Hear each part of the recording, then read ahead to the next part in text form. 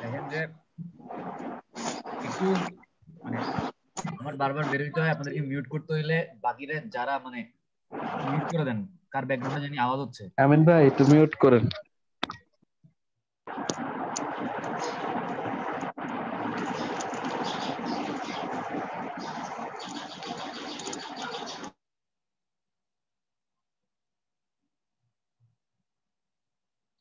আচ্ছা,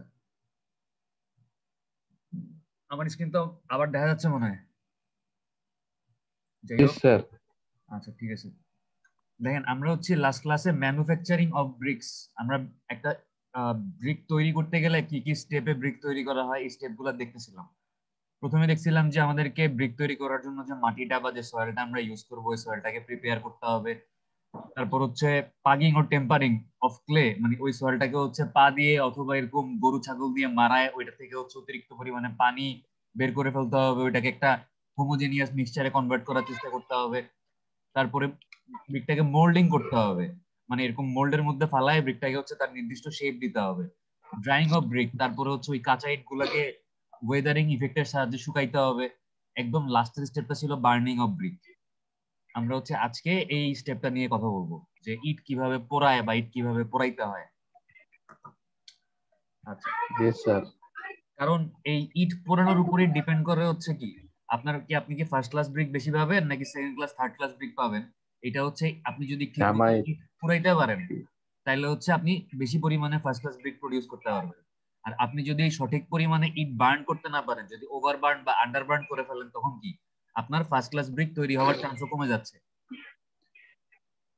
so it পোড়ানো হচ্ছে একটা মোটামুটি ইম্পর্টেন্ট ধাপ, যেটা হচ্ছে একটু সতর্কতার সাথে করতে হয়। দেখেন আমরা এই বার্নিং অফ ব্রিকের এতটুকু পর্যন্ত দেখছিলাম। স্যার একটা কোশ্চেন করতে পারি? হ্যাঁ করেন। স্যার একটা ব্রিক ফিল্ড যেখানে স্যার ইট তৈরি করে স্যার, এখানে যদি স্যার ফার্স্ট ক্লাস বা সেকেন্ড ক্লাস বা আন্ডার যে স্যার হিটের যে বার্ন গুলা ইট গুলা, এগুলা যদি স্যার আলাদা আলাদা চুল্লিতে পুরায় বা এক চুল্লিতে পুরায় কিনা স্যার, মানে এমনি জানার ছিল স্যার, সবগুলো কি এক চুল্লিতে পুরায় না আলাদা আলাদা চুল্লিতে পুরায় স্যার? আমরা এই চুল্লিগুলা পড়া শুরু করি আজকে, তাইলে বুঝবেন। আজকে আমরা এই চুল্লি নিয়ে কথা বলবো। Okay sir, okay sir. তারপর একদম লাস্টে গিয়ে যদি কনফিউশন থাকে আমরা বললেন, ঠিক আছে? জি আচ্ছা, স্যার। দেখেন আমরা গত ক্লাসে দেখছিলাম যে মানে ইট গুলা পোড়ায় হচ্ছে দুইটা সিস্টেম, একটা হচ্ছে কি ক্ল্যাম্প, আরেকটা হচ্ছে কি মনে আছে? ক্লিন। ক্ল্যাম্প কি বলছিলাম? ক্লিন। ক্ল্যাম্প বলছিলাম হচ্ছে আপনার একটার উপর আরেকটা ইট বসায় এরকম ইটের একটা চূড়া তৈরি করে, মানে ইটের উপরে ইট সাজায়। এরপর ওই চুলার মধ্যে হচ্ছে আপনার যে ইট গুলা পোড়াইতে হবে ওগুলা ঢুকায় দেয়। তো এই ক্ল্যাম্পের একটা প্রবলেম ছিল কি, আপনার আগুনটা যদি নিচে থাকে তাহলে নিচের ইট গুলা খুব ভালো মতো পুড়ে, আর উপরের ইট গুলা কি হয় ঠিক মতো পুড়ে না, মানে আন্ডার বার্ন থাকে। পুরে না। এইটা হচ্ছে ক্ল্যাম্পের একটা প্রবলেম। তো ক্লিন কি জিনিস? ক্লিন হচ্ছে চুল্লি, মানে মানে যেখানে হচ্ছে আপনি কিছু চেম্বার থাকবে আর মাঝখানে একটা কি থাকবে এরকম বড় চিমনি থাকবে, যেটা দিয়ে কি হবে কালো ধোঁয়াগুলা বা ইট পোড়ানোর পরে যে ধোঁয়াগুলা প্রডিউস হবে ওগুলা বের হয়ে চলে যাবে। তো ক্লিন হচ্ছে আবার দুই রকমের। দেখেন, the kiln is a system design more scientifically to burn the brick in very large number. Two types of kiln are generally used.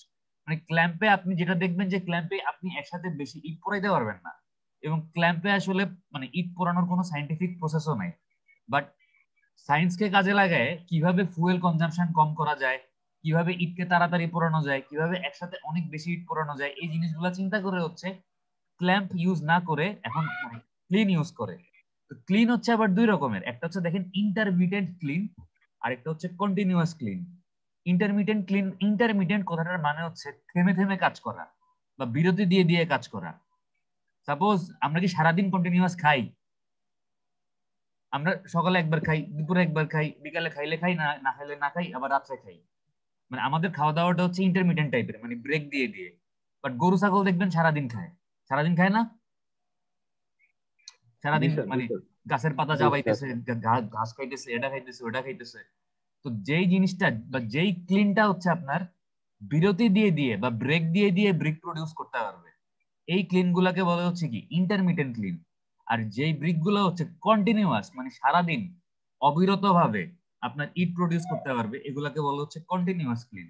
এখন দেখেন ইন্টারমিডিয়েন্ট ক্লিনের মানে আপনার কিভাবে কাজ করে একটু দেখি। দেখেন, operation of burning the brick is not continuous.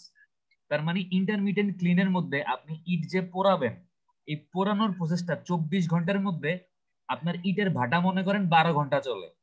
এই 12 ঘন্টার 12 ঘন্টায় আপনি ইট পোড়াইতে পারবেন না। দেখা যাবে যে 12 ঘন্টার মধ্যে হয়তো আপনি 3 থেকে 4 ঘন্টা ইট পোড়াইতে পারতেছেন, বাট বাকি যে সময়গুলা আপনার ইট শুকানো, ইটকে হচ্ছে প্রিহিটিং করা। প্রিহিটিং করা মানে কি বুঝছেন? What is preheating?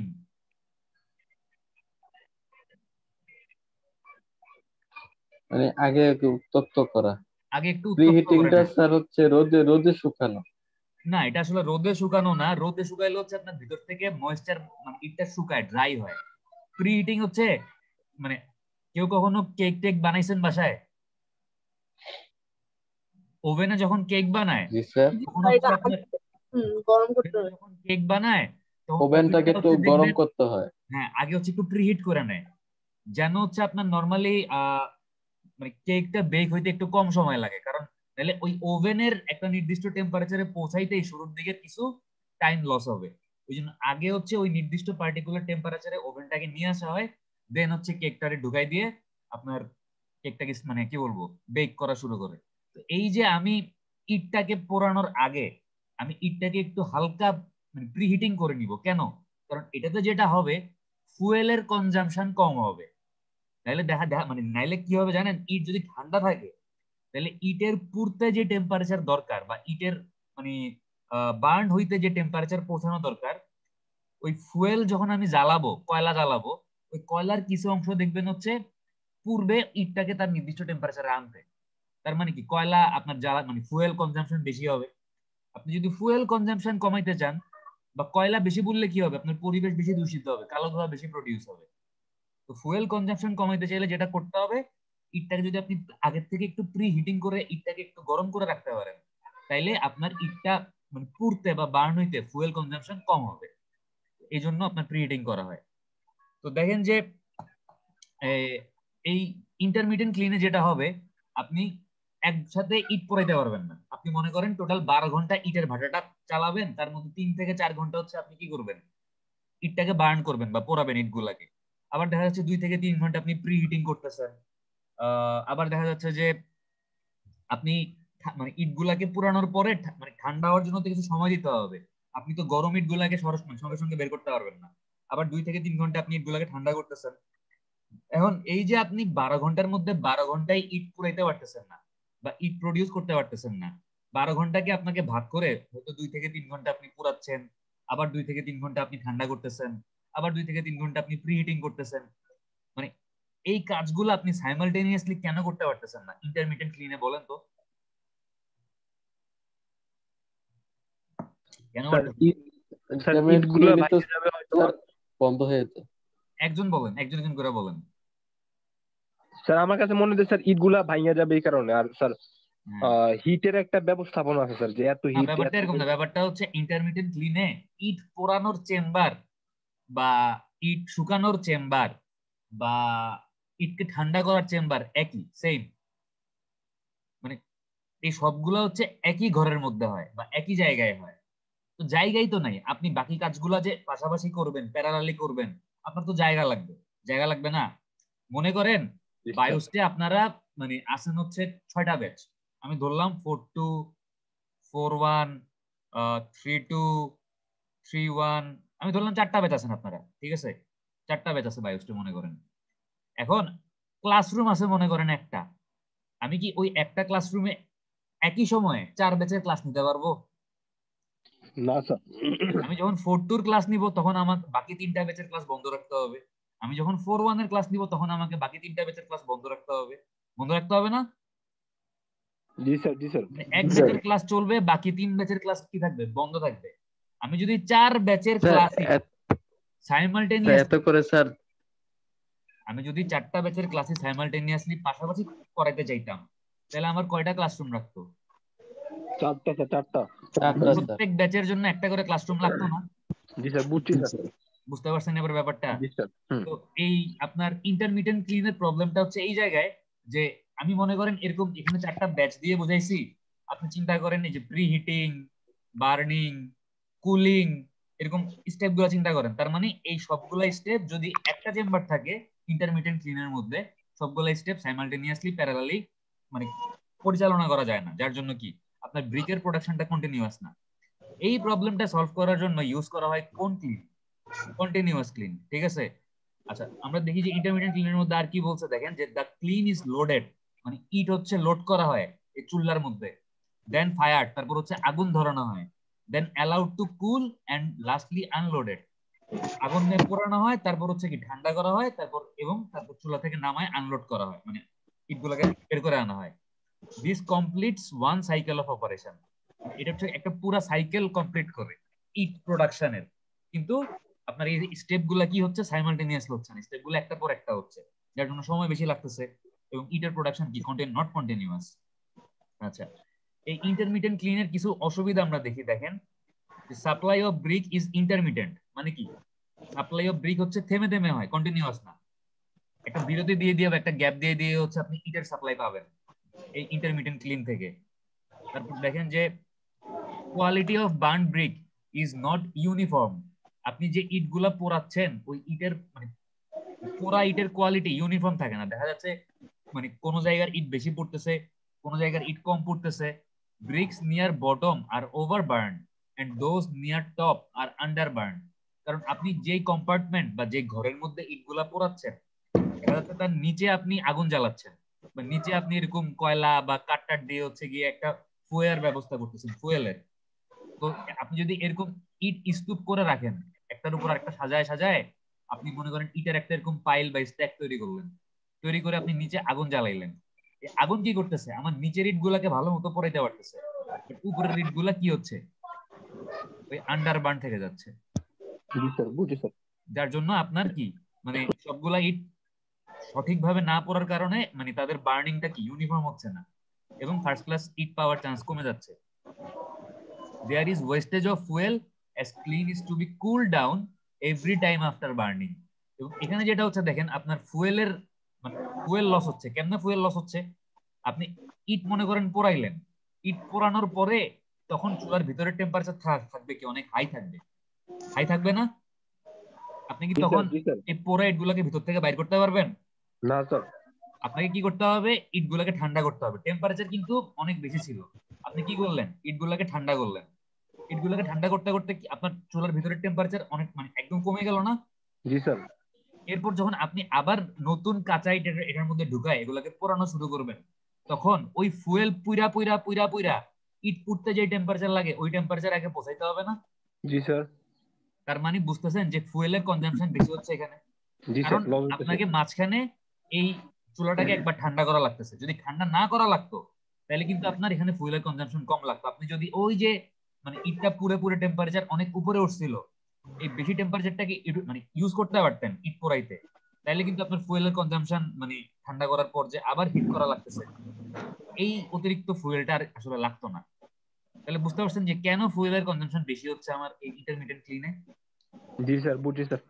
এবার দেখেন continuous kiln, continuous in operation and ensures continuous supply of burn brick, মানে হচ্ছে কন্টিনিউয়াস ক্লিন হচ্ছে কি সব সময় আপনার 12 ঘন্টা ইটের ভাটা চললে 12 ঘন্টায় ইট পড়তেছে এবং 12 ঘন্টায় আপনি কি কন্টিনিউয়াস ইটের সাপ্লাই পাচ্ছেন, ইটের সাপ্লাই বন্ধ হচ্ছে না।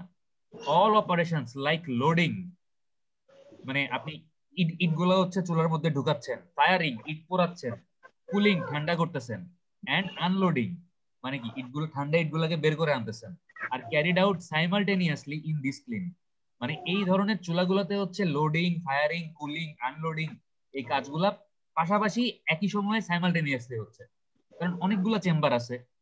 আচ্ছা, মোস্টলি ইউজ কন্টিনিউয়াস ক্লিন আর bull trench kiln, Hoffmann kiln, tunnel kiln, মানে হচ্ছে আপনার সবচেয়ে বেশি যেই কন্টিনিউয়াস ক্লিন গুলা ব্যবহার হয় এগুলা হচ্ছে কি কি, বুল ট্রেঞ্চ, হফম্যান, টানেল।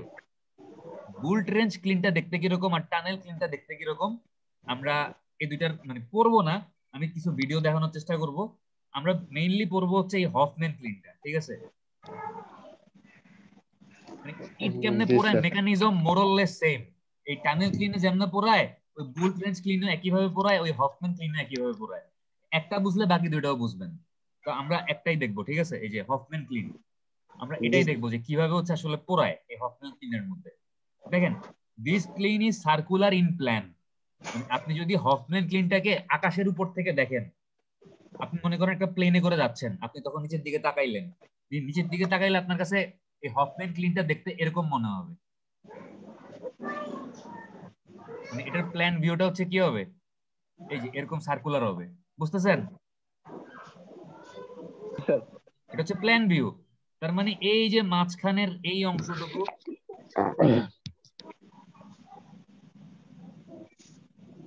এই যে গোল অংশটুকু, এটা কি, এটা কি বলেন তো? এটা চুল্লি। এটা হচ্ছে চিমনি, যেটা দিয়ে কালো ধোঁয়া বের হয়, ঠিক আছে। আর চারপাশের এগুলো হচ্ছে একটা কম্পার্টমেন্ট, একটা ঘর, ঠিক আছে। স্যার ওই যে এগুলা কি স্যার, এই যে কালো কালো দিয়ে রাখছে, এগুলো কি কংক্রিট? এটা হচ্ছে দেয়াল রে বাবা, ওয়াল ওয়াল। এখানে ইটগুলো রাখে স্যার। আর এগুলো হচ্ছে দরজা, ঠিক আছে। মানে স্যার মাঝখানে। হ্যাঁ, এগুলো হচ্ছে দরজা। আর এগুলো হচ্ছে, এগুলাকে বলে হচ্ছে আপনার নালার মতো বলে, বাংলায় ড্রেন বা নালা বলে, আর ইংরেজিতে বলে হচ্ছে রেডিয়াল ফ্লু। মানে এই ঘরগুলোর থেকে হচ্ছে কালো ধোঁয়া এই চুলার কাছে পৌঁছাবে কেমনে, এই যে রেডিয়াস বরাবর বা ব্যাসার্ধ বরাবর কিছু প্যাসেজ আছে, এই প্যাসেজ গুলা দিয়ে ঢুকা ঢুকে হচ্ছে কালো ধোঁয়াটা এই চুলার কাছে পৌঁছায়, ঠিক আছে। আর হচ্ছে আপনার দরজা তো এই এরকম প্রত্যেকটা মানে একটা কম্পার্টমেন্ট। স্যার যে সাদা অংশটা স্যার, এটা থেকে স্যার ইটগুলা আনলোডিং করে রাখে স্যার এগুলাতে। সাদা অংশগুলা বলতে এই মাঝখানে না স্যার, এগুলো নাম্বারিং করা আছে স্যার, নাম্বারিং করা গুলো হচ্ছে এক একটা ঘর। আমি এবং এগুলা কিন্তু দেয়াল আছে, এগুলা এক একটা আলাদা আলাদা ঘর, ঠিক আছে, আলাদা আলাদা কম্পার্টমেন্ট। আমি একটু দাঁড়ান, দেয়ালগুলা আঁকি তাইলে বুঝতে স্যার সুবিধা হবে। এখানে যে কালো স্যার চিল্লির পরে যে অংশটা স্যার, কালোটা অংশটা, এখানে তো স্যার আগুন জ্বলে, তাই না স্যার? এই কালো অংশটাতে, জি স্যার, জি স্যার, এই কালো অংশটাতে আগুন জ্বলে না। চিমনি হচ্ছে আসলে আপনার এই পুরোটাই চিমনি, ঠিক আছে। এই যে পুরো কালোটা দেখতেছেন না, জি স্যার, পুরোটাই চিমনি। এই সাদা অংশটা হচ্ছে আপনার কম্পার্টমেন্ট বা ঘর, ঠিক আছে। আগুন জ্বলে হচ্ছে গিয়া এই সাদা অংশের মধ্যে আগুন জ্বলে। তাইলে স্যার যখন ইটগুলো ঢুকায় কোনো মানুষ কি ঢুকে ওখানে? না, মানুষ ঢুকে না। আচ্ছা, মানুষ ঢুকলে মানুষ কি হয়ে যাবে? লাকি হয়ে যাবে হ্যাঁ হ্যাঁ, কোনো মানুষ স্যার। ঢুকে না। স্যার যেটা স্যার স্যার ওইটা এত উঁচু করে কেন দেয় স্যার? তাহলে তো ইট তো পুরো স্যার, ওইটা তো পুরাই না স্যার। কোনটা তো উঁচু করে দেয়? স্যার অনেক স্যার বড় ব্রিক যেটা আছে স্যার, এটা অনেক উঁচু করে দেয় স্যার, লম্বা করে উঁচু করে দেয়। ওটা তো চুলা, ওটা তো চুলা। দেখলে এমন দেখা যাবে, ওটা তো চুলা। আপনি যদি উপর থেকে প্ল্যান ভিউ দেখেন তাহলে আপনি এরকম দেখবেন। না না স্যার, স্যার এখানে চুলাটা এত উঁচু করে কেন দেয় সেটা বলতেছি স্যার। দরকার নাই স্যার, এটা যদি আপনি এলিভেশন ভিউ দেখেন, এলিভেশন ভিউ, তাহলে আপনি এরকম দেখবেন, এই হচ্ছে আমার চুলা থাকবে, এটা দিয়ে বাতাস বাইরে হবে, মানে কালো ধোঁয়া বের হবে, বাতাস তো না। আর চারপাশে হচ্ছে এরকম সার্কুলার ভাবে হচ্ছে কম্পার্টমেন্ট গুলো থাকে এরকম। মনে করেন এই একটা ঘর, এই একটা ঘর, এই একটা ঘর, এই একটা ঘর, এরকম হচ্ছে ঘরগুলো থাকে। স্যার আমার কোশ্চেনটা এটা না স্যার, আমার কোশ্চেনটা হচ্ছে স্যার চুলা যেটা আছে স্যার লম্বা করে দিছে না স্যার, এটা স্যার শর্ট করে দিলে স্যার ক্ষতি কি স্যার? কোন চুলাটা? এইটা, এই যে এটা? জি স্যার, এটা শর্ট করে দিলে চিমনির কথা বলতেছি এত উঁচু করে স্যার, এটা অনেক টাকা স্যার খরচ না স্যার, এক্সট্রা অনেক টাকা খরচ। আচ্ছা ঠিক আছে, এবার আপনি চিন্তা করেন আপনার বাসাটা হচ্ছে মনে করেন এই জায়গায়, ঠিক আছে, আপনি এখানে থাকেন, চুলাটার হাইট হচ্ছে মনে করেন এতটুকু, কালো ধোঁয়া যেগুলো বাইরে দিচ্ছে, আপনি যখন নিঃশ্বাস নিবেন কি হবে? জি স্যার, বুঝতে পারছি স্যার। আমরা যে বাতাসটা গ্রহণ করি এনভায়রনমেন্ট থেকে, এই বাতাসটা তো নরমালি এই কালো ধোঁয়া আপনার মানে নরমালি ছাড়লে হয় না বাতাস, এটাকে আগে একটু চেষ্টা করা হয় পিউরিফাই করার জন্য। বাট এটা যদি আমরা যেই লেভেলের বাতাসটা গ্রহণ করি ওই লেভেলে ছাড়ে, মানে এমনিতে এটা আমাদের ক্ষতি করতেছে, ক্ষতি আরো বেশি করবে। এজন্য এমন একটা মানে হাইটে গিয়ে এটাকে ছাড়া হয় যেন আমাদের কনজাম্পশনটা কম হয় ওই লেয়ারের অক্সিজেনের, এই জন্য উপরে গিয়ে ছাড়ে। আচ্ছা বুঝতে পারছি।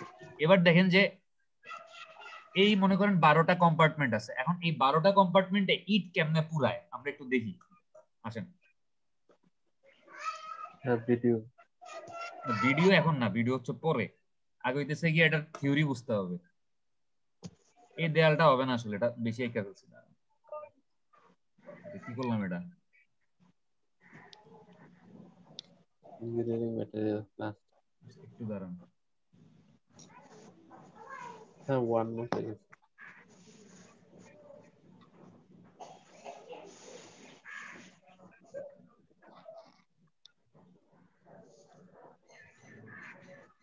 OneNote দেখা যাচ্ছে না? জি স্যার, OneNote দেখা যাচ্ছে। দেখতেছেন? আচ্ছা জি স্যার। জি স্যার। আচ্ছা, একটু খেয়াল করেন তাহলে। দেখেন, আমি হচ্ছি একটু জাস্ট এটার প্রসেসটা বুঝাই দিই, তাইলে ধরতে পারবেন সহজ জিনিস। আমার ডিস্টার্ব করতেছে কেন? দেখেন, এখানে বলছে কি যে the kiln is circular in plan. তো বুঝলেন যে এটার প্ল্যান ভিউটা হচ্ছে কি বৃত্তাকার বা সার্কুলার হবে। The chimney is placed at the centre and 12 chamber are arranged around the chimney forming a circular ring। তার মানে চিমনিটা থাকে হচ্ছে মাঝখানে, এবং চিমনির চারপাশে কয়টা চেম্বার থাকে? 12টা চেম্বার থাকে, ঠিক আছে? স্যার এটা কি ফিক্সড স্যার? স্যার এটা থেকে বেশি হইতে পারবে না স্যার? নরমালি 12টা 12টা চেম্বার হইলে আমাদের পারপোজ ফুলফিল হয়। আপনি চাইলে কমাইতে পারেন, কোনো সমস্যা নেই, বা আপনি চাইলে বাড়াইতেও পারেন, তাও সমস্যা নেই। আপনি মনে করেন যে ইটের প্রোডাকশন বেশি করবেন, বা আপনি এটা আপনি চাইলে মডিফাই করতে পারেন। এই 12টা চেম্বারের মধ্যে 12টা চেম্বারের আবার ভাগ আছে। কিছু চেম্বার থাকতে হবে এই কাজের জন্য, কিছু চেম্বার থাকতে হবে ওই কাজের জন্য। এবার আপনি যদি পার্টিকুলার কোনো একটা কাজ বাড়াইতে চান, আপনি চেম্বার বাড়াইতে পারেন। বাট 12টা চেম্বার হচ্ছে আপনি কমাইতেও পারেন, মানে এমন না যে 12টাই থাকা লাগবে, আপনি চাইলে 10টা চেম্বার বানাইতে পারেন। আমি শেষ করি, শেষ করলে বুঝবেন যে মানে এটা পুরোপুরি কাস্টমাইজ। আপনি চাইলে কাস্টমাইজ করে কমাইতে পারবেন, বাড়াইতে পারবেন। জি স্যার। দেখেন, each chamber has a door in the external wall which is used for loading and unloading of brick. তার মানে প্রত্যেকটা চেম্বারের একটা করে এক্সটার্নাল, মানে বাইরের যে দেয়ালটা, ছবিটা হয়ে গেল। দেখেন এই যে বাইরের দেয়ালটার হচ্ছে আপনার প্রত্যেকটা চেম্বারের সাথে একটা করে কি থাকে? এক্সটার্নাল ডোর থাকে। এই যে এটা হচ্ছে আমার কি এক্সটার্নাল ডোর। এবং এই এক্সটার্নাল ডোর গুলা কেন প্রোভাইড করা হয়? যেন আমি চেম্বারের মধ্যে ইটকে ঢুকাইতে পারি, এবং মানে পোড়ানোর পরে ইট যখন একদম রেডি, ওই রেডি ইট গুলাকে চেম্বার থেকে বের করতে পারি। ইটকে লোডিং আনলোডিং এর জন্য হচ্ছে এই দরজাগুলো প্রোভাইড করে। আচ্ছা, এরপর দেখেন যে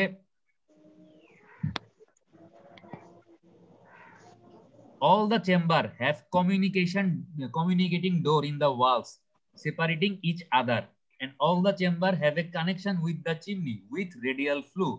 মানে প্রত্যেকটা চেম্বারের একটা চেম্বার থেকে আরেকটা চেম্বারে কমিউনিকেট করার জন্য বা কানেকশন, মানে কি বলবো, একটা কানেকশন থাকে, ঠিক আছে? এই যে এগুলো হচ্ছে কি এক জি চেম্বার স্যার, থেকে মানে আরেক চেম্বারের কানেকশনের কমিউনিকেট ওয়াল, দরকার। ঠিক আছে? এই যে এই দেয়ালটা আমি আঁকছি, এই দেয়ালগুলা কি? এই দেয়ালগুলো হচ্ছে চেম্বার 9 থেকে আর 8 এর মাঝখানে একটা ওয়াল থাকে, এটা হচ্ছে কি 9 আর 8 এর কানেকশন ওয়াল। আপনি চাইলে এই ওয়ালের মধ্যে মনে করেন দরজা টরজা থাকে, ওই দরজা খুলে আপনি 9 থেকে 8 এ ইট মানে ইট পাস করতে পারবেন, বা চাইলে নিজে যাইতে পারবেন। মানে 9 আর 8 এর মাঝখানে একটা কানেকশন ডোর থাকে। এই ডোরটা চাইলে আপনি বন্ধও রাখতে পারেন, খোলাও রাখতে পারেন। মানে প্রত্যেকটা চেম্বারের মাঝখানে, এই যে 12টা চেম্বার, প্রত্যেকটা চেম্বারের মাঝখানে একটা করে কি থাকে? কানেকশন ডোর থাকে। এই ডোরটা খোলা যায়, বন্ধ করা যায়। বুঝতে পারছেন? জি স্যার। আচ্ছা, স্যার এনে যে অ্যারো চিহ্ন দেয়া আছে এগুলো কি স্যার ঘুরে? অ্যারো চিহ্নগুলো Zigzag হচ্ছে ঘুরে? এটার মধ্যে হচ্ছে অ্যারো চিহ্নগুলো কি জিনিস একটু পরে বুঝবেন। মানে এটা হচ্ছে বাতাসের ডিরেকশন দেয়া আছে, বাতাস কেমনে কেমনে ঘুরে। দেখেন, the clean has permanent roof but fuel holes are provided to drop the fuel in the clean from top। এই যে চুলার উপরে পার্মানেন্ট রুফ বা ছাদ থাকে, এই কথাটা একটু মনে রাখছেন। একটু পর আমরা ভিডিও দেখবো, তখন দেখবেন উপরে কি থাকে? পার্মানেন্ট ছাদ থাকে। কিন্তু এরকম খটর খটর আওয়াজ করতেছেন কে ভাই? এখন যদি আপনারা আবার আমার মিউট করতে হয়, এখান থেকে বেরোয় মিউট করতে হবে, আওয়াজ করেন না কেউ। দেখেন, এই রুফের উপরে হোল থাকে বা গর্ত থাকে। এই গর্তগুলা দিয়ে হচ্ছে আপনার ফুয়েল, কয়লা বা যে জ্বালানি গুলো হচ্ছে আমার ইটটাকে পোড়াবে, এই জ্বালানি গুলো হচ্ছে ওই উপরের যে রুফ, ওই রুফের মধ্যে যে হোলগুলো আছে, এই হোলগুলা দিয়ে ভিতরে ফালানো হয় যেন ইটগুলা পুড়তে পারে। আচ্ছা, in this clean all the chambers are subjected to loading, drying and preheating, burning, cooling and unloading operation successively, and all this operation remain going on all the time simultaneously।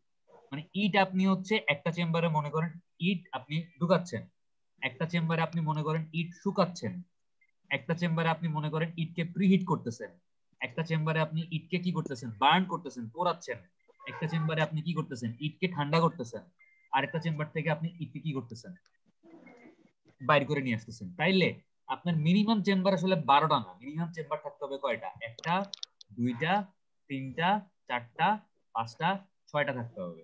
আপনার যদি টাকা থাকে তাহলে আপনি 12টা বানাবেন। আর আপনি মনে করেন ছোট পরিসরে ইটের ভাটা তৈরি করতেছেন বা ছোট পরিসরে আপনি ইট প্রডিউস করবেন, আপনি নতুন মানে আপনার কাছে হয়তো ওরকম মানে কি বলবো ক্যাপিটাল নাই, তাহলে আপনি 6টা কম্পার্টমেন্ট বানাইতে পারেন, বাট মিনিমাম 6টা কম্পার্টমেন্ট লাগবে। কারণ যেই চেম্বারে আপনি ইট লোড করবেন ওই চেম্বারে কি আপনি ইটকে প্রিহিট করতে পারবেন বা ড্রাই করতে পারবেন? না স্যার। প্রত্যেকটা কাজ এখানে মেইন কাজ হচ্ছে কয়টা? 6টা। লোডিং, তারপর হচ্ছে ড্রাইং, তারপর হচ্ছে প্রত্যেকটা প্রিহিটিং। চেম্বারে ম্যাক্সিমাম কতটা ইট লোড করে স্যার? চেম্বারে সাইজের উপর ডিপেন্ড করবে। বার্নিং, আপনি স্যার যদি এটা তো স্যার কাস্টমাইজ করে স্যার নিজের মতো করে বানানো চেম্বার গুলো না স্যার? চেম্বার গুলো চাইলে আপনি ছোট বড় করে, মানে আপনি যদি বেশি হিট প্রডিউস করতে চান তাহলে আপনি বড় চেম্বার বানাবেন।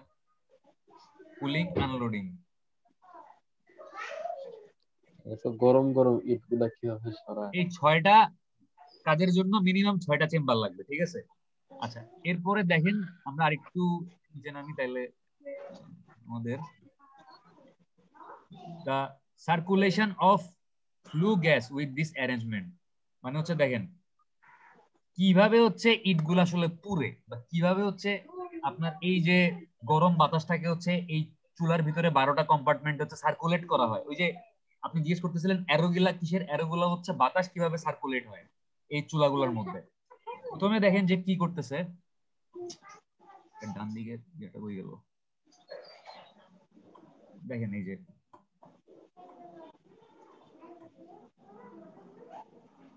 এত মাথা প্রথমে দেখেন cool air enters the clean through open doors of chamber 1 and 2।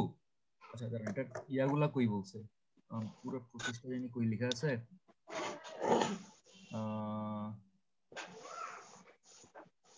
আচ্ছা, এখান থেকে দেখি আমরা, দেখেন এই যে চেম্বার 1 আর 2, 1 নাম্বার চেম্বার আর কয় নাম্বার চেম্বার, সরি 1 আর 12, 12 নাম্বার চেম্বার। 1 নাম্বার চেম্বার দিয়ে হচ্ছে আপনার কাঁচা ইট গুলাকে আমি এই ক্লিনের মধ্যে ঢোকাচ্ছি, আর 12 নাম্বার চেম্বার থেকে আমি কি করতেছি, ঠান্ডা ইট মানে যে ইট গুলো হচ্ছে একদম রেডি, এই ঠান্ডা ইট গুলাকে চেম্বার থেকে কি করতেছি, বাইর করতেছি। তো তাইলে যখন আমি 1 নাম্বার আর 12 নাম্বার চেম্বারের এক্সটার্নাল ডোর মানে এই বাইরের দরজাগুলা খুলতেছি, এই 1 নাম্বার চেম্বারের এক্সটার্নাল ডোর মনে করেন এটা, আর 12 নাম্বার চেম্বারের মনে করেন এটা। আমি একটু এই লাল দাগগুলো দেওয়ার সময় মানে একটু ভুল লাগছি। তো এই 1 আর মনে করেন 1 হচ্ছে আসলে এতটুকু হবে, আর 12 মনে করেন এতটুকু হয়েছে, 12 আলাদা। তাহলে এই এই দাগটা হবে না, ঠিক আছে? তাহলে 1 এর মধ্যে যদি আমি ইট ঢুকাই আর 12 থেকে যদি আমি ইট বাইর করি, তাহলে 1 আর 12 এক্সটার্নাল ডোর মানে এই দরজাটা আর এই দরজাটা খোলা, এই দুটো দরজা দিয়ে ঠান্ডা বাতাস ভিতরে ঢুকবে না? জি স্যার। ভিতরে ঢুকবে। ওকে, ঢুকলো। আচ্ছা, ঠান্ডা বাতাস। হ্যাঁ, এই 1 আর 12 কাজ শেষ। 1 আর 12তে তাহলে কি হইলো, আমি এই দুটো দাগায় ফেললাম যে 1 আর 12 দিয়ে ঠান্ডা বাতাস ভিতরে ঢুকছে। এখন দেখেন 11, 10, 9 এই তিনটা চেম্বারে মনে করেন পোরাইট ঠান্ডা হচ্ছে, এখনো ঠান্ডা হয় নাই। 12 নম্বরে ঠান্ডা হয়ে গেছিল, 12 নম্বর থেকে বের করে ফেলছি। বাট 11, 10, 9 পোরাইট কি হচ্ছে, ঠান্ডা হচ্ছে, বাট এখনো ঠান্ডা হয় নাই, ঠান্ডা হচ্ছে। আমি যদি এই 1 আর 12তে যে ঠান্ডা বাতাসটা ঢুকছে এই বাতাসটা 11, 12, 11, 10, 9 এই তিনটা দিয়ে পাস করে বা 11 আর 10 দিয়ে পাস করে, দাঁড়ান কত কত দিয়ে পাস করবো একটু দেখে নি। আমি যদি 11, 10, 8, 9 দিয়ে পাস করে, একসাথে 4টা দিয়ে পাস করাবো, 11, 10, 9, 8, 11, 10, 8, 9 এই 4টা দিয়ে আমি ঠান্ডা বাতাস পাস করাচ্ছি। এই ঠান্ডা বাতাসটা যখন 11, 10, 9, 8 দিয়ে পাস করতেছে এইভাবে, এই 11, 10, 9, 8 তো হচ্ছে পোড়া ইট গুলাকে ঠান্ডা হওয়ার জন্য রাখা হয়েছে। তখন এই ঠান্ডা বাতাসটা এই গরম পোড়া ইট গুলাকে ঠান্ডা করবে না? জি স্যার। তখন সে যখন এই 11, 10, 9, 8 এর গরম ইট গুলাকে ঠান্ডা করবে, সে নিজে কি তার নিজের টেম্পারেচার বাইরে যাবে না? জি স্যার। সে নিজে জি হিটে স্যার, মানে নিজে হিট হয়ে গরম যাবে, হয়ে যাবে। ঠিক আছে? তখন এই গরম বাতাসটা যখন আপনার এই 7, 6, 9, 5, 4 7, 6, 5 হচ্ছে গিয়া মনে করেন বার্ন হচ্ছে, ইট পুড়তেছে। 8, 9, 10, 11 কিন্তু পোড়া শেষ, পোড়া ইট ঠান্ডা হইতেছিল। আর 7, 6, 5 কি হচ্ছে? পড়তেছে।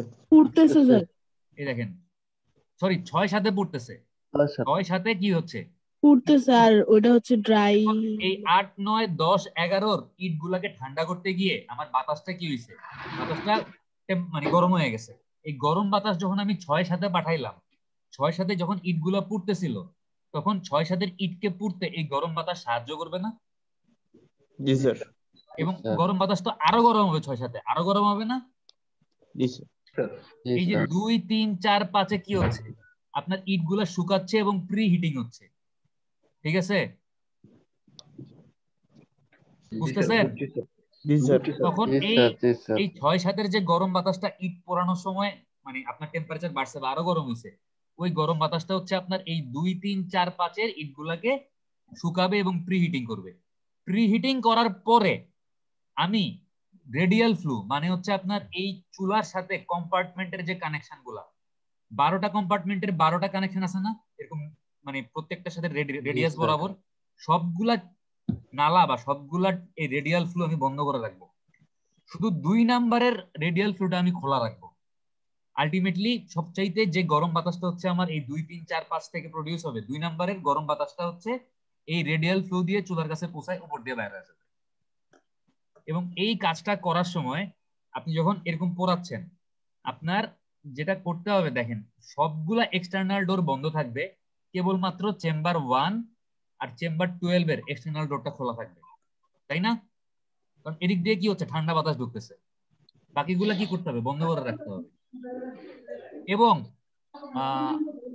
আপনার সবগুলা ইন্টারনাল কানেকশন, মানে এক চেম্বার থেকে, আচ্ছা আমি ওই ছবিটা দেখায় বোঝাই তাহলে মনে ভালো বুঝতে পারবেন। এই যে এই ছবিটা দেখেন, এই ছবিটার মধ্যে সবগুলা এক্সটার্নাল ডোর, এই যে 2 এর 3 এর 4 এর 5 এর 6 এর সব বন্ধ থাকবে, খালি 1 আর 12 এই দুইটা এক্সটার্নাল ডোর কি থাকবে, খোলা থাকবে।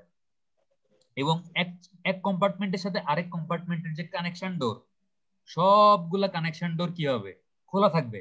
কেবলমাত্র 1 আর 2 এর মাঝখানে যে কানেকশন ডোর, এটা কি থাকবে, এটা বন্ধ থাকবে।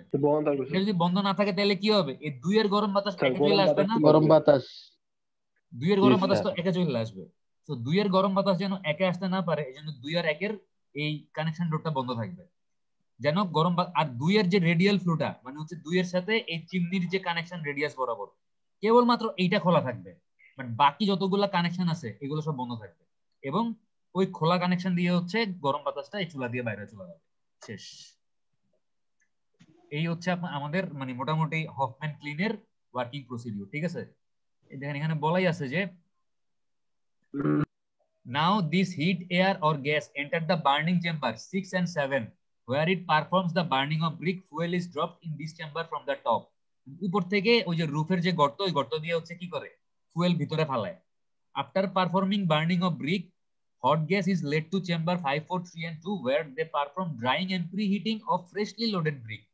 মানে আপনার ইট গুলো পোড়ানোর পরে গরম বাতাসটাকে হচ্ছে 5 নাম্বার, 4 নাম্বার, 3 নাম্বার এবং 2 নাম্বার চেম্বারে পাঠানো হয়, যে চেম্বার গুলাতে হচ্ছে এই গরম বাতাসটা ফ্রেশলি লোডেড ব্রিক, মানে মাত্র যে কাঁচা ইট গুলো হচ্ছে চুলার মধ্যে লোড করা হয়েছে, এই ইট গুলাকে হচ্ছে ড্রাইং এবং প্রি হিটিং করে, শুকায় এবং আগের থেকে একটু টেম্পারেচার বাড়ায়, মানে প্রি হিট করে রাখে আর কি।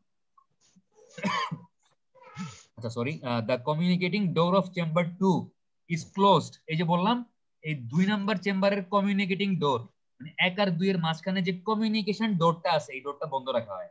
And cool gas is led to chimney through the radial flue of this chamber. এবং এই 2 নম্বরের যে বাতাসটা আছে এই বাতাসটা হচ্ছে এই রেডিয়াল ফ্লু দিয়ে হচ্ছে চিমনির কাছে পাঠিয়ে দেওয়া হয়।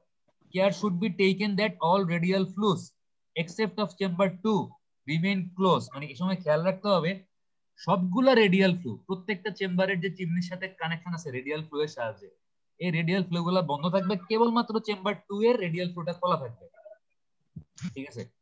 and communicating doors except in the wall between chamber 1 and 2 remain open এবং সবগুলা কমিউনিকেশন ডোর প্রত্যেকটা চেম্বারের মাঝখানে মাঝখানে যে দরজাগুলো আছে খোলা থাকবে, কেবলমাত্র চেম্বার 1 আর 2 এর মাঝখানের কমিউনিকেশন ডোরটা বন্ধ থাকবে। আচ্ছা, outer loading and unloading door remain close except for 2 chamber, মানে দুইটা চেম্বার বাদে বাকি চেম্বারগুলোর এক্সটার্নাল ডোরও কি থাকবে, বন্ধ থাকবে। এই হইলো আমাদের ব্রিক পোড়ানোর প্রসিডিউর। ঠিক আছে স্যার, একটা কোশ্চেন ছিল স্যার। বলেন।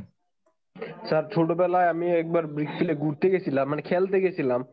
তো স্যার ওইখানে দেখছিলাম এমন স্যার দেয়ালের পাশে, মানে যেটাতে পুরায় ওইটা দেয়ালের স্যার পাশে ছোট ছোট ছিদ্র আছে। হ্যাঁ, তাহলে মনে হয় ফুয়েল ভাই বাংলাদেশে হয়তো উপরে ছিদ্র না করে পাশে ছিদ্র করছিল হচ্ছে আপনার এই ভিতরে ফুয়েল দেওয়ার জন্য, কারণ ওটার মধ্যে তো কেউ মানুষ ঢুকতে পারবে না। হ্যাঁ, ওই যে কয়লাগুলা কেমনে দিবেন বা এরকম জ্বালানি গুলা কেমনে দিবেন, ওই হোল গুলা দিয়ে হচ্ছে ভিতরে জ্বালানি প্রোভাইড করে। হোল গুলা ছিল এবং কি হোল গুলার ভিতরে লোহার স্যার জালি ছিল। হ্যাঁ, শক্ত শক্ত মনে আছে এগুলো স্যার। এগুলো লটকে থাকতাম স্যার। ঠিক আছে, এগুলা কি কাজে হইতো স্যার? আপনি যেন লটকে থাকতে পারেন এই জন্য ব্যবহার করতেন না স্যার, মানে কাজে হইতো, ঠিক আছে, বাট মানে এখন মনে হইতেছে যে কিছু একটা কাজে হইতো, বাট ওই সময় তো বাদ নেই স্যার। আচ্ছা, আমরা আরেকটু দেখি, তারপর হচ্ছে আমরা ভিডিওগুলো দেখবো। ভিডিওগুলো দেখার পরে যদি কারো কোনো ডাউট থাকে জিজ্ঞেস করেন। কয়টা বাজে? টাইম আছে 12:51 বাজে, আরো 10 মিনিটের মতো টাইম আছে, আরো 20 মিনিটের মতো টাইম আছে, সমস্যা নেই, আরো 20 মিনিট আছে। আচ্ছা দেখেন সুবিধা কি কি, হফম্যান ক্লিনের সুবিধাগুলো কি কি? There is perfect control on the heat, মানে আপনি হচ্ছে হিট কন্ট্রোল করতে পারবেন। ঠিক আছে, মানে আপনি কন্ট্রোল ওয়েতে হিটটাকে হচ্ছে সার্কুলেট করতেছেন। যেই চেম্বারে আপনার মানে হিট দরকার ওই চেম্বারে আপনি ততটুকু হিট পাঠাইতে পারতেছেন। Supply of brick is continuous and regular, ইটের সাপ্লাই কি কন্টিনিউয়াস এবং এটা থামতেছে না, কারণ আপনার এক একটা চেম্বারে এক এক কাজ হচ্ছে। Pre heating of the brick by hot gases before they escape into the atmosphere considerably reduce the consumption of the fuel. আচ্ছা, এই যে আপনার গরম বাতাসটা হচ্ছে বাতাসে আপনি ছেড়ে দিচ্ছেন, এইটা বাতাসে ছাড়ার আগে আপনি এটা ইউজ করে কি করতেছেন, ইট গুলাকে প্রিহিট করতেছেন। তো ইট গুলাকে প্রিহিট করার কারণে এই ইট গুলা পড়তে ওই রকম আর কি করতেছে না, আপনার ফুয়েল কনজিউম করতেছে না, ফুয়েলের কনজাম্পশন অনেক কমে যাচ্ছে। Bricks are burned evenly and thus bricks of good quality are produced, যেহেতু হচ্ছে আপনার ইট গুলা সমানভাবে পুড়তেছে, তো আপনার ভালো কোয়ালিটির ইট পাওয়ার চান্স বেশি। Percentage of first class bricks is the highest, এবং এই হফম্যান ক্লিন থেকে বা এই মানে আপনার সবচাইতে বেশি পরিমাণে কি পাওয়া যায়, ফার্স্ট ক্লাস ব্রিক পাওয়া যায়। আচ্ছা, ডিসঅ্যাডভান্টেজ, এটার কিছু অসুবিধাও আছে। Initial cost of construction is high, যেহেতু বেশি কম্পার্টমেন্ট লাগবে এই জন্য ইনিশিয়ালি এটা তৈরি করতে কি হবে, আপনার খরচ বেশি হবে। The clean requires regular demand of the brick which may not be possible, আপনার এই ধরনের ক্লিন গুলাতে হচ্ছে কন্টিনিউয়াস ইটের সাপ্লাই লাগে, কাঁচা ইটের সাপ্লাই, কারণ এখানে তো কোনো চেম্বার বসে নাই। আপনি মনে করেন প্রথমবার এই 1 নাম্বার চেম্বার আমি একটু উল্টাপাল্টা ডাকলাম আর কি, মনে করেন এটা 1, এটা হচ্ছে 2, এটা হচ্ছে মনে করেন 3, এটা হচ্ছে মনে করেন 4, এটা হচ্ছে মনে করেন 5, এটা হচ্ছে মনে করেন 6, এটা হচ্ছে মনে করেন 7, এটা হচ্ছে মনে করেন 8। আমি 12টা নাইকে 8টা আঁকলাম জাস্ট বোঝানোর জন্য। ঠিক আছে, তো মনে করেন আমি 1 নাম্বার চেম্বারে হচ্ছে ইট লোড করতেছি, আমি হচ্ছে 8 নাম্বার চেম্বার থেকে ইট আনলোড করতেছি, এটা হচ্ছে প্রথমবার। এরপর আবার কি করব, আবার 2 নাম্বার দিয়ে লোড করব, আবার 1 নাম্বার থেকে আনলোড করব না? জিনিসটা বুঝছেন? জি স্যার, বুঝছি স্যার। মানে এক একবার আমার এক একটা চেম্বার তো এক এক কাজ করতেছে, তার মানে আমি 2 নাম্বারে যখন লোড করতেছি 1 নাম্বার থেকে আনলোড করতেছি, 3 নাম্বারে যখন আবার লোড করব 2 নাম্বার থেকে আনলোড করব, তো এখন আমার তো কন্টিনিউয়াস ইটের সাপ্লাই লাগতেছে। একটা চেম্বার থেকে আমি ইট বাইর করতেছি রেডি ইট, এবং ওই চেম্বারে আমাকে আবার নতুন করে কাঁচা ইট ঢুকানো লাগতেছে। এখন এরকম কাঁচা ইটের সাপ্লাই আমার কন্টিনিউয়াস যদি না হয় তাহলে আসলে দেখা যাবে যে এই হফম্যান ক্লিনের যে পারপোজ বা আমি খরচ কমানোর জন্য বা কন্টিনিউয়াস ব্রিক সাপ্লাইয়ের জন্য যে জিনিসটা চিন্তা করলাম এটা আসলে ওইভাবে আমি পাবো না, কারণ কন্টিনিউয়াস আপনাকে কাঁচা ইট সাপ্লাই দিতে হবে পোড়ার জন্য এটার ভিতরে। আচ্ছা, এরপর দেখেন যে desirable characteristics of good brick, একটা ভালো ইটের মধ্যে আমরা কি কি বৈশিষ্ট্য চাই। ওই যে ফার্স্ট ক্লাস ব্রিকের যে বৈশিষ্ট্যগুলো পড়ছিলেন, ফার্স্ট ক্লাস ব্রিককে কোন গ্রেড বলে বলেন তো? কি grade? S grade. S grade বলে, হ্যাঁ। সেকেন্ড ক্লাস ব্রিককে কি বলে, কোন গ্রেড? A grade. আর থার্ড ক্লাস ব্রিককে বি গ্রেড। হ্যাঁ, দেখেন একটা ভালো ব্রিকের আমরা কি কি বৈশিষ্ট্য চাই দেখেন। এই ফার্স্ট ক্লাস ব্রিকের বৈশিষ্ট্য আর একটা মানে গুড ব্রিকের বৈশিষ্ট্য same, The color of brick should be uniform. It may be deep red or yellow. Brick should be uniform in shape with all its edges sharp, straight and at right angle to each other. এটাও আমরা দেখছি first class ব্রিকের বৈশিষ্ট্য। Size of the brick should B standard, এটা সেন্টিমিটারে বলছে, আমরা দেখছি ইঞ্চিতে, 9.5, 4.5 আর 3 মনে হয়। is prescribed by Bangladesh standard, ঠিক আছে? দেখেন বিডিএস বাংলাদেশ স্ট্যান্ডার্ড 2002 একটা স্ট্যান্ডার্ড ব্রিকের সাইজ বলা আছে। যদি ইঞ্চিতে হয় তাহলে হইতে হবে কত? 9.5 ইনটু 4.5 ইনটু কত? 3 না? জি স্যার, 9.5, 4.5, 3। আর যদি ইঞ্চিতে সেন্টিমিটার হয় তাহলে কত? 24 centimetre into 11.5 centimetre into 7 centimetre. তো মানে এই দুইটাই একটু মনে রাখার চেষ্টা করেন যে স্ট্যান্ডার্ড ব্রিকের সাইজ কত। এই কোশ্চেনটা দেখবেন ভাইভাতেও করবে, অনেক জায়গায় পাবেন এরকম কোশ্চেন। আচ্ছা, the brick should have fine, dense and compact and uniform texture. এটাও আমরা আগে দেখছি যে ব্রিকের টেক্সচারটা খুব ভালো হইতে হবে, ইউনিফর্ম হইতে হবে। First class brick should not absorb water more than 10% of its own dry weight. এটাও আমরা দেখছি after immersion of 24 hours in cold water. Crushing strength more than 280 kg per centimetre square mean value and 245 kg per centimeter square individual minimum value। এটাও আমরা দেখছি first class ব্রিকের বৈশিষ্ট্য দেখার সময়। BDS 2002 Bangladesh standard 2002 তে এই ভ্যালুগুলো হচ্ছে মানে গাইডলাইনের মধ্যে বলে দেয়া আছে। The brick should be so hard that fingernail should not be able to make any impression on its surface when scratched। মানে নখ দিয়ে আঁচড় দিলে কোনো দাগ পড়বে না, ব্রিকের সারফেসটা এতটাই শক্ত হবে। এটাও আমরা জানি আমাদের first class plus second class এই দুই ধরনের ব্রিকের জন্যই কি কোনো নেইল ইমপ্রেশন করতে পারবে না। তারপর দেখেন যে two brick when struck against each other should emit ringing sound। দুইটা ইটকে যখন আমি একটা সাথে একটাকে বাড়ি দিব, ধাতব সাউন্ড বা মেটালিক সাউন্ড বা এরকম ঝনঝন আওয়াজ হোক, মানে একটা মেটালিক সাউন্ড হইতে হবে, একটা রিঙ্গিং সাউন্ড হইতে হবে। Brick should be sound proof and also of low thermal conductivity. আপনি যে ইটটা তৈরি করতেছেন এই ইটটা সাউন্ড প্রুফ হইতে হবে এবং টেম্পারেচার কন্ডাক্টিভিটি কম হইতে হবে। কারণ আপনি যদি এই ইটটা ইউজ করে আপনার বাসার দেয়াল বানান, আপনি অবশ্যই চাবেন কি বাইরের আওয়াজ যেন আপনার বাসার ভিতরে না আসে, বাইরের গরম আবহাওয়া বা টেম্পারেচার যেন আপনার বাসার মধ্যে না আসে। বাট ইট যদি সাউন্ড প্রুফ না হয়, বাইরে সাউন্ড হইলে আপনার ঘরের মধ্যে আওয়াজ হবে। বাইরে টেম্পারেচার যদি আপনার বেশি থাকে, আপনি বাসার মধ্যে বসেও কি করবেন? গরম ফিল করবেন, দেখবেন যে আপনার গরম লাগতেছে। আচ্ছা, brick should not break when dropped flat on a hard ground from a height of 1 metre. ইটগুলোকে যদি 1 মিটার উপর থেকে একটা সমান জায়গার উপর, 1 মিটার মানে কত? 3.28 ফিট, মানে 3.5 ফিটের মতো উপর থেকে যদি একটা সমান জায়গার উপর আপনি ফালান, ইটটা যেন না ভাঙে, ঠিক আছে? এটা হচ্ছে আমাদের একটা মানে ভালো ব্রিকের ডিজায়ারেবল প্রপার্টি, মানে desirable characteristics of a good brick, ঠিক আছে? ওকে, এবার আমরা হচ্ছে আরেকটু দেখি কি কি আছে আমাদের। আর টেস্ট ফর ব্রিক। আচ্ছা, ব্রিক আপনার বিভিন্ন টাইপের টেস্ট করে, মানে ব্রিক গুলা ভালো নাকি খারাপ বোঝার জন্য ব্রিকের তো কিছু ফিল্ড টেস্ট আছে। এই যে উপরের টেস্ট গুলো আমরা বললাম যে নখ দিয়ে আঁচড় দিলে হচ্ছে দাগ পড়বে না, তারপর হচ্ছে কত 1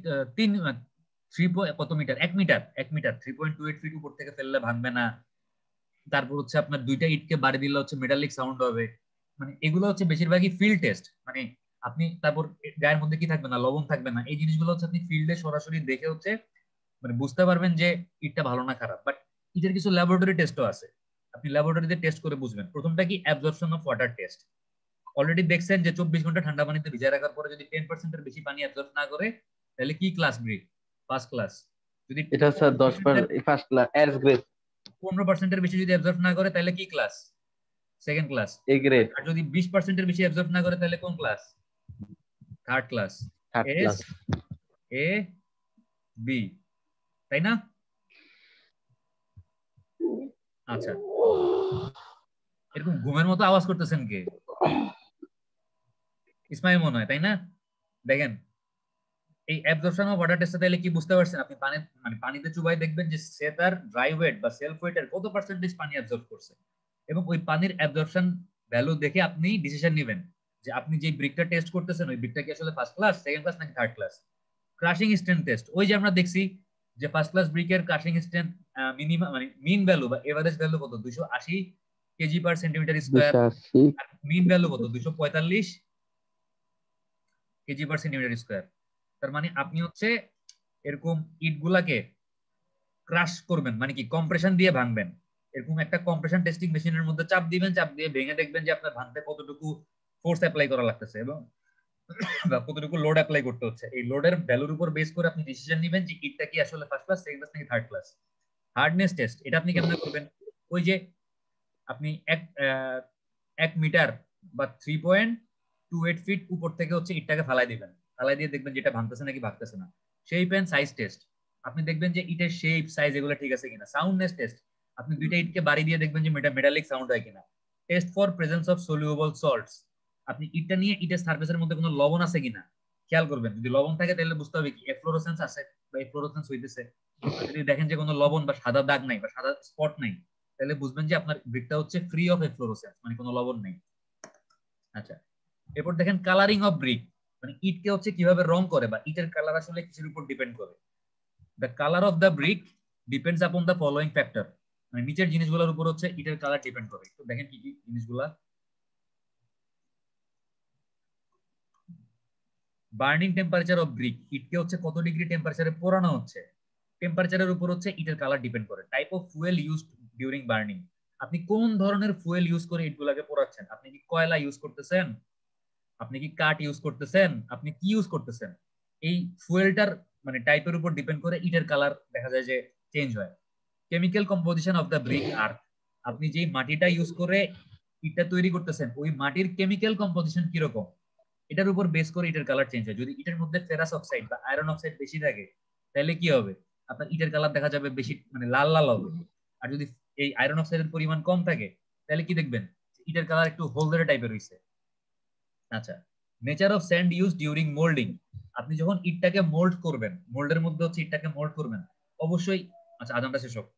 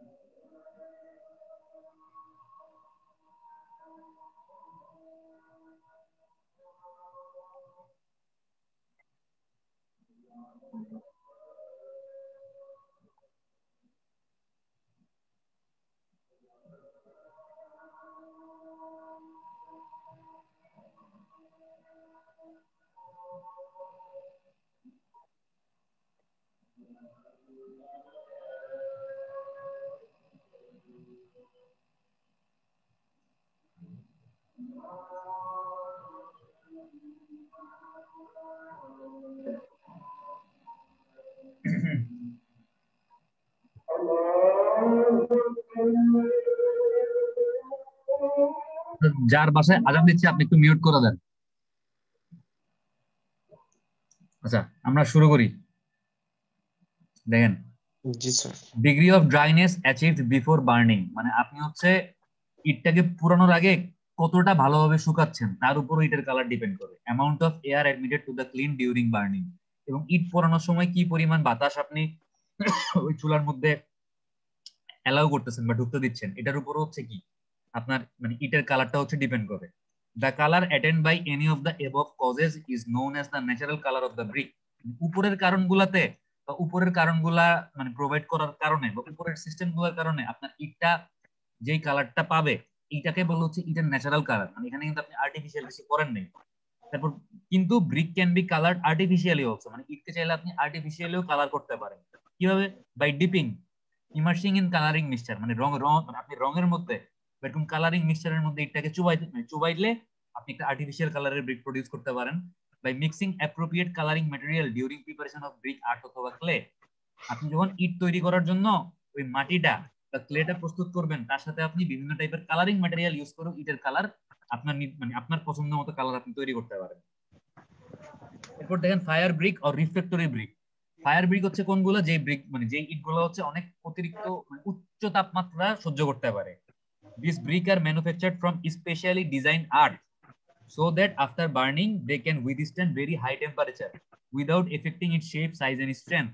মানে এরা হচ্ছে আপনার মানে পোড়ার পরে অনেক অতিরিক্ত বা উচ্চ টেম্পারেচার সহ্য করতে পারে এবং এদের শেপ সাইজের কোনো পরিবর্তন হয় না এই রিফ্র্যাক্টরি ব্রিক বা ফায়ার ব্রিকের। They are used for lining of chimney, মানে চিমনি তৈরি করার সময় বা ফার্নেস চুলার দেয়াল বা চিমনির যে দেয়াল, এই দেয়ালগুলো হচ্ছে এই রিফ্র্যাক্টরি বা ফায়ার ব্রিক ইউজ করে তৈরি করা হয় where usual temperature are expected to be very high, কারণ এই চিমনিতে বা এই ফার্নেস বা চুলার মধ্যে হচ্ছে কি আপনার টেম্পারেচার নরমালের চেয়ে অনেক বেশি থাকে। তো এই দেয়ালগুলো যেন সহজে নষ্ট না হয় বা দেয়ালগুলো যেন অনেক হাই টেম্পারেচার অ্যাবজর্ব করতে পারে বা রেজিস্ট করতে পারে বা সহ্য করতে পারে, এজন্য যেসব কম্পার্টমেন্ট বা যেসব জায়গায় অনেক হাই টেম্পারেচার থাকবে নরমালি, ওইসব জায়গার দেয়ালগুলো আমরা চাইলে এই ফায়ার ব্রিক অথবা রিফ্র্যাক্টরি ব্রিক দিয়ে তৈরি করতে পারি। এবং এটা করা হয় কি, এই ইটটা তৈরি করতে যে মাটিটা ব্যবহার করা হচ্ছে ওই মাটিটার কেমিক্যাল কম্পোজিশন চেঞ্জ করে হচ্ছে এটা মানে টেম্পারেচার রেজিস্ট করার টেন্ডেন্সি বা হিট অ্যাবজর্ব করার ক্ষমতা বাড়ায় দেয়। ওকে, আমাদের মোটামুটি ব্রিক শেষ, আমরা নেক্সট দিন নতুন একটা টপিক শুরু করতে পারবো আশা করি। এবার হচ্ছে একটা ভিডিও দেখেন যে ব্রিক মানে আমরা 3টা কন্টিনিউয়াস ক্লিনের নাম বলছিলাম না, নাম বলতে পারবেন কি কি? বুল ট্রেঞ্চ, হফম্যান, আরেকটা কি ছিল? টানেল। আমরা বুল ট্রেঞ্চ ক্লিনের একটা ভিডিও দেখি, দেখেন। আমার ইউটিউবে স্ক্রিন দেখতেছেন? জি স্যার। হ্যাং করছে মনে হয়। আচ্ছা এবার ঠিক আছে, দেখেন এটাতে হিন্দিতে বুঝাইতে জন্য বন্ধ করে দিলাম। আমরা আমাদের ক্লাসের মধ্যে শুধু বাংলা আর ইংরেজিতেই কথা বলবো, আমরা হিন্দিতে কথা বলবো না। তো দেখেন এটা হচ্ছে একটা বুল ট্রেঞ্চ ক্লিন, ঠিক আছে? দেখেন এখানে আপনার চারপাশে এরকম অনেকগুলো কম্পার্টমেন্ট আছে, এখানে মনে হয় 12টার থেকে বেশি কম্পার্টমেন্ট আছে। আপনার এটার নাম বুল ট্রেঞ্চ কারণ হচ্ছে মাথাটা হচ্ছে কি ওই গরুর মাথার মতো সেই, এই জন্য এটার মনে হয় বুল ট্রেঞ্চ বলবো। মাঝখানে হচ্ছে চিমনিটা আছে আর চারপাশে হচ্ছে এরকম অনেকগুলো কম্পার্টমেন্ট আছে, ঠিক আছে? তো জাস্ট এটা বোঝার সুবিধার্থে হচ্ছে চিমনির ভিতরে কিরকম এটা আপনাদেরকে দেখানোর জন্য হচ্ছে মানে এই অ্যানিমেশনটা যে বানাইছে সে দেখাচ্ছে আর কি। জি স্যার, অনেকগুলো কম্পার্টমেন্ট। আচ্ছা, এখানে হচ্ছে আপনার যতগুলা কম্পার্টমেন্ট বা যতগুলা চেম্বার, আপনি মেইনলি হচ্ছে পুরা মানে চেম্বার গুলাতে যে যে কাজগুলো হয় কাজটাকে হচ্ছে 3টা ভাগে ভাগ করতে পারেন। প্রথমে দেখেন কিছু লাল রঙের ইট দেখতেছেন না বাম দিকে, এই যে এখন যে লেখাটা আসছে, এখানে হচ্ছে পোড়া ইট গুলো ঠান্ডা হচ্ছে, এই চেম্বার গুলাতে কি হচ্ছে পোড়া ইট গুলা ঠান্ডা হইতেছে, ঠিক আছে? আচ্ছা, এরপর দেখেন যে এই যে এখন যে লেখাটা যে ইট গুলার উপর আসছে হলুদ কালারের ইট, এই ইট গুলো হচ্ছে আসলে পুড়তেছে, এই চেম্বার গুলো হচ্ছে বার্নিং চেম্বার, ঠিক আছে? আচ্ছা,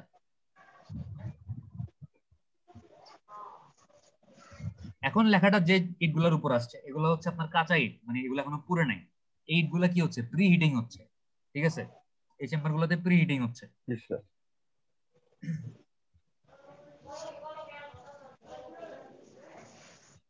আচ্ছা, দেখেন এটার উপরে কি আছে, এরকম ছাদ আছে, পার্মানেন্ট রুফ আছে, এবং এই রুফের মধ্যেখানে দেখেন রুফের উপরে এরকম ছিদ্র আছে না, যেই চেম্বারটাতে হচ্ছে ইটগুলা পুড়ে ওই চেম্বার বরাবর হচ্ছে ছিদ্রগুলা ওপেন করে। প্রত্যেকটা চেম্বারের উপরেই এরকম হোল থাকে, কারণ আমার তো এক একবার এক এক চেম্বারে ইট আমি পোড়াবো। তো যেই চেম্বারের আমি ইটগুলাকে কম্বাসন করব বা দহন করব বা পোড়াবো, ওই চেম্বারের উপরে এরকম গর্তগুলা দিয়ে হচ্ছে যে ফুয়েল কয়লা কয়লা হচ্ছে ভিতরে ঢুকে মানে প্রোভাইড করতেছে, ঠিক আছে? বুঝতে পারছেন?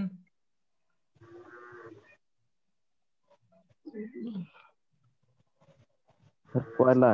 হ্যাঁ, এই যে কয়লা হচ্ছে এটার মধ্যে পড়তেছে, ইট পড়তেছে। যাই হোক, এই ভিডিওটা মোটামুটি এতটুকু দেখলেই বাকি জিনিসপত্র গুলা হচ্ছে কি কয়লা মানে নিচে পড়ে, কয়লা বেশি লাগে, উল্টাপাল্টা। স্যার হ্যাঁ আপনি স্যার 6টা দেখাইছেন না স্যার, 6টা সেকশন? হ্যাঁ, তো এখানে স্যার দেখেন 3টা মোট। 6টা সেকশনের মধ্যে এই 3টা মানে মেইন হচ্ছে এই 3টা কাজ হচ্ছে সবগুলা চেম্বারে। এই 3টা কাজ আপনার কাছে 3টা চেম্বার থাকলে আপনি একটা করে চেম্বার পাবেন এই একটা কাজ করার জন্য। আপনার কাছে যদি 6টা চেম্বার থাকে আপনি দুইটা ইউজ করেন, দুইটা ইউজ করেন হচ্ছে কুলিং এর জন্য, দুইটা ইউজ করেন বার্নিং এর জন্য, দুইটা স্যার ইউজ মূলত করেন 3টা হিটিং এর জন্য। দরকার স্যার। না স্যার, হ্যাঁ 3টা দরকার স্যার। মূলত তিনটা দরকার স্যার। হ্যাঁ মূলত হচ্ছে মানে আপনি যদি আরো চিন্তা করেন, কিন্তু না মূলত তিনটা দরকার না, মূলত দরকার হচ্ছে আপনার, আপনি লোড মানে সাইমালটেনিয়াসলি যদি আপনি চালাইতে যান তাহলে আপনার আসলে মিনিমাম 6টা দরকার। বাট মেইন যে কাজগুলা জাস্ট এই অ্যানিমেশনটার মধ্যে হচ্ছে ওই মেইন কাজগুলো আপনাকে বোঝানো হয়েছে। আচ্ছা জি দেখেন, স্যার। ওটা ছিল কি ট্রেন, ওটা ছিল বোল্ট রেঞ্জ, আমরা হফম্যান ক্লিনের বর্ণনা পড়ছি। আর এটা হচ্ছে দেখেন টানেল ক্লিন।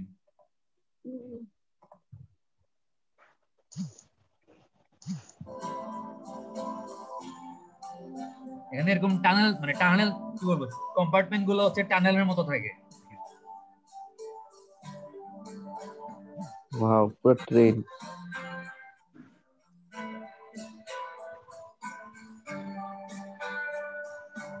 ওয়াও।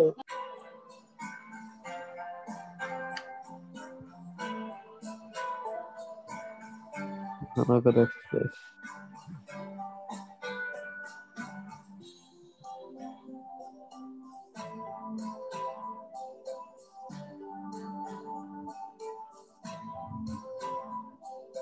অনেক বড় জায়গা নিয়ে করে মনে হচ্ছে।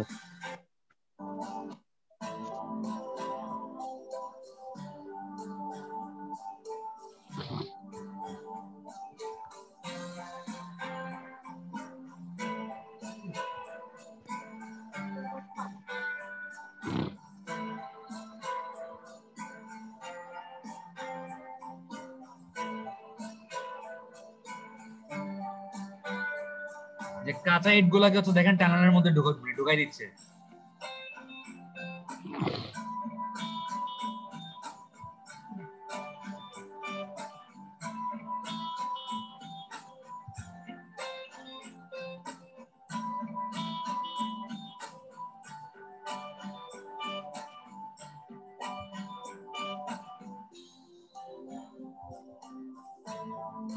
স্যার আমাদের দেশে স্যার এরকম স্যার, স্যার এরকম ইটভাটা স্যার খুব একটা দেখা যায় না স্যার। আমাদের দেশে দেখা যায় না, আমাদের দেশে অটো ব্রিক্স। ওই হফম্যানটাই মনে হয় সবচাইতে বেশি, ইন্ডিয়া আর আমাদের দেশে হফম্যানটাই বেশি দেখা যায়। এটা এটা স্যার স্যার অটো ব্রিক্সটা কি টানেলে করে? না, টানেলের মধ্যে আপনার এই যে অটো ব্রিক হচ্ছে যেগুলার মোল্ডিং এ হচ্ছে অটোমেটিক করে। এখানে মোল্ডিং তো মনে করেন মানুষ নিজে হাত দিয়ে করছে, জাস্ট ইটটা পুরাচ্ছে হচ্ছে আপনার চুলার মধ্যে।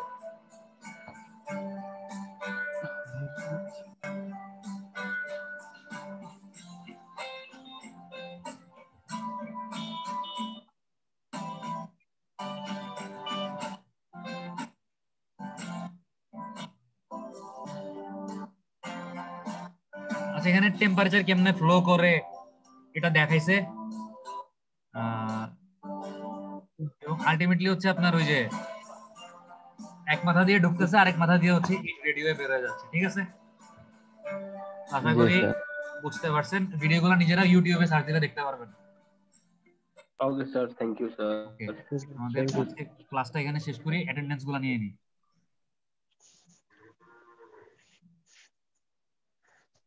আমাদের এই ব্রিক টপিকটা শেষ। এখান থেকে কি কি পড়লাম আশা করি সবাই বুঝতে পারছেন, বা কি কি তো পড়তে নেক্সট হবে। টপিক কি স্যার? সিমেন্ট? না, এরপরে হচ্ছে আমরা শুরু করবো সম্ভবত হচ্ছে কি শুরু করতে, স্যান্ড শুরু করতে হবে, বালি। বালু? হ্যাঁ জি স্যার। এরপরে স্যার পাথর। দেখা যাক, আস্তে আস্তে আগাইতে থাকি। বাট ব্রিক তো মনে হয় বুঝছেন নাকি বুঝেন না, ওটা বলেন। স্যার বুঝছি স্যার। স্যার এটা তো স্যার এভাবে তো পরিবেশ আইনে মনে হয় স্যার এইভাবে ব্রিক পোড়া ইট ব্যবহার করা নিষেধ আছে। হ্যাঁ হ্যাঁ, পরিবেশ সেক্ষেত্রে স্যার আইনে বিকল্প আপনার কি হতে পারে? অনেক কিছু আছে যে আপনি চাইলে একটা লোকালয়ের মধ্যে ইটের ভাটা তৈরি করতে পারবেন না। দেখবেন ইটের ভাটাগুলা কিন্তু আপনি শহরে দেখবেন না, ওই গ্রাম সাইডে দেখবেন যে ইটের ভাটাগুলা করে, মানে যে জায়গায় পপুলেশন কম বা মানে স্যার এমনিতেই পোড়া দূষণ ইটের কম। বিকল্প?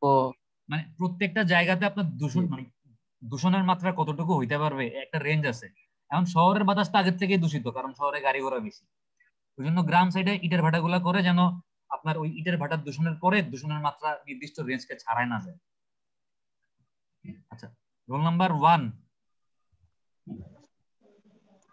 তানভীর আছেন? স্যার তানভীর, ছিল তো স্যার। আচ্ছা দিলাম। রোল নাম্বার 3 ইসমাইল আছে। Roll number Yes, 4 sir. Faiz আছে। Roll number 6 Fahad bin Zaher. Yes, sir. Roll number 7 Spandan. Yes, sir. 8 Shahporan. জি sir. 9 Mahmudul. Yes, sir. 10 Samia. Yes, sir. 12 আলামিন। Yes, sir. 19 নাইম। নাইমের আবার কি হইলো? এ কয়েকদিন ক্লাস করে এখন আবার করে না। রোল নাম্বার 15 স্যার মাহমুদুল ইসলাম জিসান, নাই। রোল নাম্বার 21 ইফতি আহমেদ ভুইয়া, তো একটা ক্লাসও করে নাই। রোল নাম্বার 3 হাসিবুল ইসলাম ফাহিম। জি স্যার। ওকে, ঠিক আছে, থ্যাংক ইউ। তাহলে সবাই ভালো থাকেন, ইনশাআল্লাহ পরশু আমরা আবার ক্লাস করব। খোদা হাফেজ। Assalamu alaikum, sir. আসসালামু আলাইকুম।